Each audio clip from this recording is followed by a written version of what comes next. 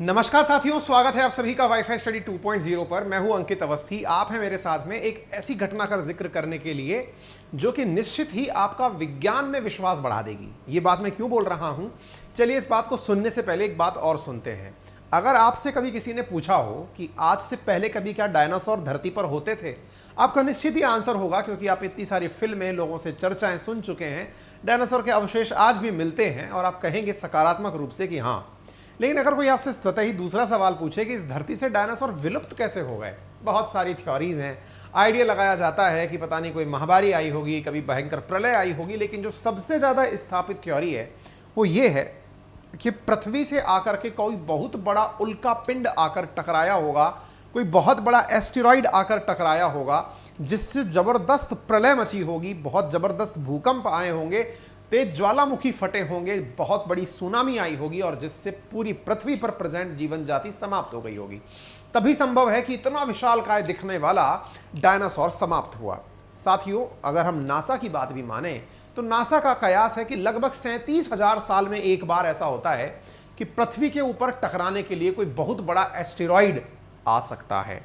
साथियों, अब ये एस्टेरॉइड क्या होते हैं, चलिए मैं जानकारी के रूप में बताता हूं। यदि हमने सोलर सिस्टम को देखा हो तो सोलर सिस्टम में सूरज के चारों तरफ चक्कर लगाने वाले प्लैनेट्स में पृथ्वी भी एक प्लैनेट है। और जब हम पृथ्वी को देखते हैं तो पृथ्वी से थोड़ा ही ऊपर की तरफ अगर हम देखते हैं तो हमें दिखाई पड़ता है एक इस प्रकार का एस्टेरॉइड बेल्ट। एस्टेरॉइड बेल्ट यूं मानिए कि सूरज के चारों तरफ चक्कर लगाते हुए वो पत्थर जैसे, शिला जैसे या बहुत बड़े बड़े विशालकाय ऐसे पत्थर हैं जिन्हें बनना तो प्लेनेट था लेकिन आकार गोल ना हो पाया, दोनों के बीच की दूरी ज्यादा ना हो पाई, तो वो एस्टेरॉइड बनकर रह गए। या यूं कह दीजिए कि ये सारे के सारे अगर आईएएस वाईएएस बन गए हैं तो ये वो लोग हैं जो तैयारी में हैं कि हम आईएएस बनेंगे एक दिन। आईएएस का मतलब प्लेनेट की भाषा में होता है जब कोई ग्रह या एस्टेरॉइड गोल हो गया हो, दूसरे ग्रह से उसकी पर्याप्त दूरी हो, तीसरा जिसकी खुद की अपनी ग्रेविटी हो, तब जाकर आप उसे प्लेनेट का दर्जा देते हैं।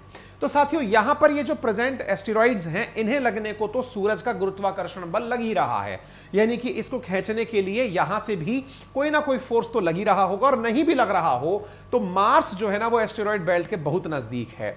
और मार्स के वजन से, क्योंकि कहते हैं कि दो मास वाली वस्तुएं जब एक दूसरे के नजदीक होती हैं तो एक दूसरे को आकर्षित करती हैं, उसे ही गुरुत्वाकर्षण कहा जाता है। m1 m2 upon r square के नाम से आप फिजिक्स में पढ़ते भी हैं। तो ये जो मार्स है ना, इसके साथ में लगा हुआ ये एस्टेरॉइड जो है ये इसकी तरफ आकर्षित होता है, लेकिन चूंकि ये तो चक्कर लगा रहा है अर्थ के चारों तरफ, मार्स तो 687 दिन में चक्कर लगा, सूरज के चारों तरफ तो चक्कर लगा देगा। अब ये चक्कर लगाकर इसको अपनी तरफ आकर्षित करता है और खुद आगे निकल लेता है। तो बेचारा जो चक्कर लगाता हुआ एस्टेरॉइड था वो तो इस लालच में कि भाई ये हमारे को बुला रहा है, ये इस तरफ चल पड़ता है और मार्स आगे निकल लेता है। तो इस प्रकार की जो घटनाएं होती हैं वो आगे चल करके और दूसरे ग्रहों पर जाकर टकराने पहुंच जाती हैं। ऐसे ही मान लीजिए एस्टेरॉइड को बुलाया मार्स ने था, लेकिन मार्स तो आगे निकल लिया और एस्टेरॉइड जाकर अर्थ पर चल दिया, अर्थ के आगे वीनस पर चल दिया। और यही कारण है कि इस पूरे क्षेत्र में बड़ी मात्रा के अंदर एस्टेरॉइड्स पाए जाते हैं। उम्मीद है कि आपको यह बात समझ में आए। इन्हें क्षुद्र ग्रह के नाम से भी जानते हैं। और जब ये आते हैं तो पृथ्वी के क्षेत्र में आते ही, पृथ्वी के वायुमंडल के प्रभाव में आते ही वायु के साथ होने वाले घर्षण से इनमें आग लग जाती है और ये नष्ट हो जाते हैं। कहने का मतलब ये है कि एस्टेरॉइड्स का आना पृथ्वी की तरफ एक सामान्य प्रक्रिया है और बहुत सारे एस्टेरॉइड्स पृथ्वी के वायुमंडल में आने से पहले ही समाप्त हो जाते हैं।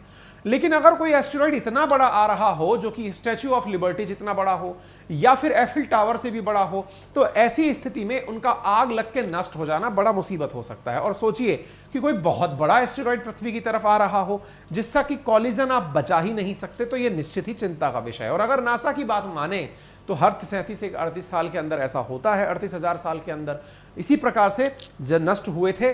कौन नष्ट हुए थे? डायनासोर नष्ट हुए थे। तो अब नासा ने 24 नवंबर 2021 को स्पेस एक्स, जो कि एलन मस्क की कंपनी है, उसके रॉकेट फाल्कन 9 की मदद से अंतरिक्ष में, स्पेस में एक मिशन भेजा। उसका नाम रखा गया डार्ट मिशन।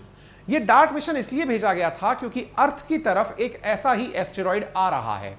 उस एस्टेरॉइड को आने से पहले ही रास्ते में टक्कर मार के रास्ता बदलवा देना है। यानी कि अगर कोई एस्टेरॉइड चलकर अर्थ की तरफ आ भी रहा है तो उसको टक्कर मार करके उसकी दिशा बदलवा देनी है। और इसी कारण से यह मिशन बहुत ज्यादा इंपॉर्टेंट मायने रख रहा है। यही कारण है कि हमने आपके सामने जो यहां थंबनेल डाला है वो डाला है कि धरती को बचाने के लिए नासा ने भेजा स्पेसक्राफ्ट, यही है वो डार्ट मिशन। तो क्या है डार्ट मिशन, चलिए आज के सेशन में हम बताते हैं। नासा ने 500 किलोग्राम वजन का एक ऐसा अपने द्वारा स्पेसक्राफ्ट अंतरिक्ष में भेजा है जो कि मीटियोर्स की वजह से जाकर के टकराएगा, मीटियोर्स के साथ टकराएगा और उनकी दिशाओं को बदल देगा। तो आप यहां पर देख सकते हैं डार्ट मिशन जो है वो 27 सितंबर को टकराएगा एक ऐसे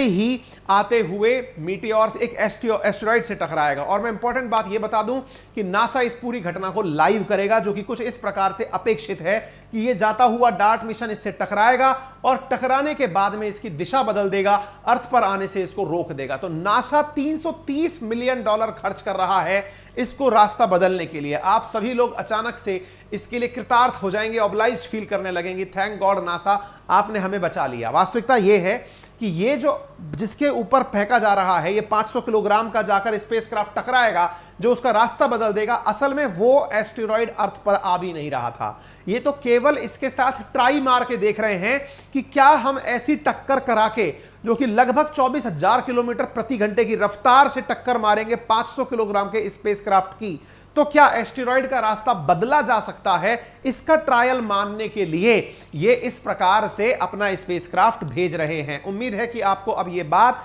प्रॉपर तरीके से समझ में आ गई होगी कि कहानी है क्या, ठीक है ना।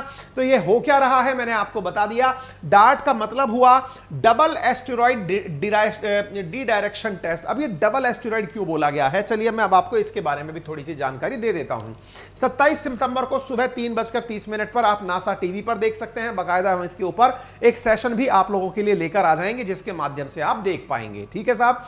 चलिए अब मैं आपको एक जानकारी देता हूं। असल में क्या आ रहा है, ये जो एस्टेरॉइड आ रहा है ना अर्थ की तरफ, या फिर ये समझिए कि अर्थ की तरफ ही समझकर चलिए फिलहाल के लिए, तो ये जब आ रहा है ना तो असल में क्या है कि ये अपने साथ साथ अपना चंद्रमा भी लेकर आ रहा है। चंद्रमा का मतलब हुआ जैसे अर्थ के चारों तरफ चंद्रमा चक्कर लगाता है एज एन सैटेलाइट, ऐसे ही यहां पर डिडिमॉस के चारों तरफ चक्कर लगा रहा है डिमॉर्फोस।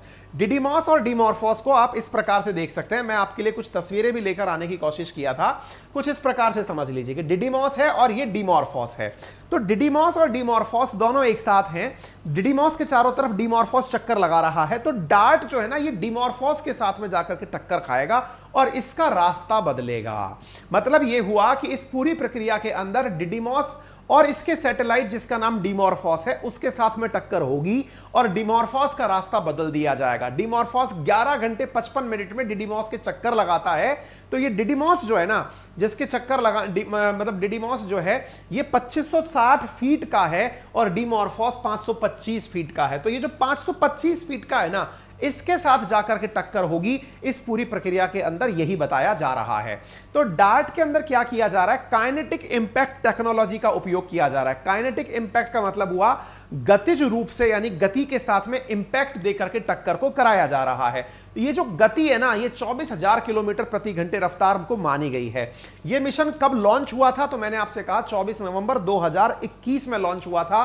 तब से यह अंतरिक्ष में तैर रहा है और इसके चारों तरफ रैकी कर रहा है। आप पूछेंगे नासा वाले पागल हो गए क्या जो इस प्रकार का काम कर रहे हैं। जी नहीं, वो एक प्रकार से एक बार ट्रायल लेकर देख रहे हैं कि क्या यह कार्यक्रम कामयाब है। अगर कामयाब है तो भविष्य में पृथ्वी को बचाया जा सकेगा। यही कारण है कि आप इस न्यूज को देख रहे हैं कि स्पेसएक्स लॉन्चिंग स्पेसक्राफ्ट, ये लास्ट ईयर की न्यूज है। इस प्रकार से स्पेसएक्स जो कि एलन मस्क की कंपनी है उसका रॉकेट है फाल्कन 9, उसके सिर पर बांध करके इस डार्ट मिशन को भेजा गया था और यही डार्ट मिशन जाकर के अंतरिक्ष में आज 27 सितंबर जब आने वाला है उस दिन अपना कारनामा करके दिखाएगा। उम्मीद है कि यह सारी जानकारी अब आपको ढंग से समझ में आ गई हो कि क्या होने वाला है और कैसा होने वाला है, ठीक है ना।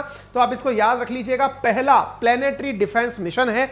नासा खुद बोल रहा है कि हम अंतरिक्ष से होने वाले जो नुकसान है उससे पृथ्वी को बचाने के लिए इस मिशन को भेजे हुए हैं। इसी कारण से यह बहुत ज्यादा इंपॉर्टेंट आप लोगों के लिए हो जाता है। उम्मीद है कि आप सभी को डिडिमॉस, डिमॉर्फोस, क्या है डार्ट, ये सब समझ में आ गया। काइनेटिक टेक्नोलॉजी के बारे में पता चल गया। अब इसके बाद में मैं केवल यही कह सकता हूं कि जिस दिन यह घटना हो जाएगी उस दिन भी मैं आपको कोई ना कोई वीडियो के माध्यम माध्यम से इस जानकारी को साझा कर दूंगा। ये डिमॉर्फोस कितने बड़े आकार का है, तो स्टैच्यू ऑफ लिबर्टी के आकार का है, और जो डिडिमॉस है वो बुर्ज खलीफा के आकार का है। बुर्ज खलीफा के आकार के ऊपर टक्कर नहीं हो रही है, स्टैच्यू ऑफ लिबर्टी वाले आकार पर टक्कर हो रही है। उसका रास्ता बदलने का प्रयास किया जा रहा है। फिलहाल पृथ्वी पर वो नहीं आ रहा था, प्रयास करके इस रास्ते के ऊपर एक बार इसको अपना करके देखा जा रहा है। ठीक है साहब, तो उम्मीद है सभी साथियों को ये जानकारी अच्छे से समझ में आ गई होगी। अगर जानकारी समझ में आई हो तो इसे ज्यादा से ज्यादा शेयर करिएगा, लाइक करिएगा, चैनल पर नए हैं तो सब्सक्राइब कर लीजिएगा। इस कंटेंट की पीडीएफ को हम अपने टेलीग्राम चैनल अंकित अवस्थी सर, जो कि एक वेरीफाइड टेलीग्राम अकाउंट है, वहां पर आपके साथ में साझा कर देंगे। इसके साथ साथ मेरा रेफरल कोड अंकित 10 यूज करके आप पा सकते हैं अनअकैडमी पर 10% discount on all type of subscriptions. UPSC category के अंदर बेहतरीन कोर्सेज, बाईलैंग्वेज कोर्सेज, हिंदी और इंग्लिश माध्यम में बहुत सारे ऑप्शंस जो है ना, ऑप्शनल के भी ऑप्शंस के साथ में आपको कोर्सेज अवेलेबल हैं, आप उन्हें एक्सेस कर सकते हैं। हाल ही में 15 सितंबर से 4 नए बैच शुरू हुए हैं। आप इनमें से जिस भी बैच में शामिल होना चाहें हो सकते हैं। सभी बैचेस को पढ़ने की आपको सुविधा यहां पर दी जाती है। इस रविवार को होने वाले कॉम्बैट में भी आप पार्टिसिपेट कर सकते हैं, जो कि फ्री ऑफ कॉस्ट है। इसके अंदर से आपको यूपीएससी के लेवल के टेस्ट का अंदाजा लगता है। यूपीएससी मेंस की टेस्ट सीरीज भी शुरू हो चुकी है, जिसमें कि आप बहुत ही नॉमिनल दाम पर अपनी कॉपियों को चेक करवा के अपना एनालिसिस कर सकते हैं। रही बात आइकॉनिक सब्सक्रिप्शन की, तो यूपीएससी का आइकॉनिक सब्सक्रिप्शन बहुत खास है। कारण यह है कि यहां पर आपको एक पर्सनल मेंटर दिया जाता है, जो को आपको पूरी प्रिपरेशन के अंदर गाइडेंस देता है। पूरे कोर्स को परचेज करने के लिए 0% इंटरेस्ट रेट के ऊपर आप कोर्स को लोन फैसिलिटी के साथ भी परचेज कर सकते हैं। 7878158882 हमारी टेक्निकल टीम का नंबर है, जो कि आपको लोन के लिए असिस्टेंस उपलब्ध करवा सकती है। फिलहाल के लिए इतना ही। अपना ख्याल रखें। धन्यवाद।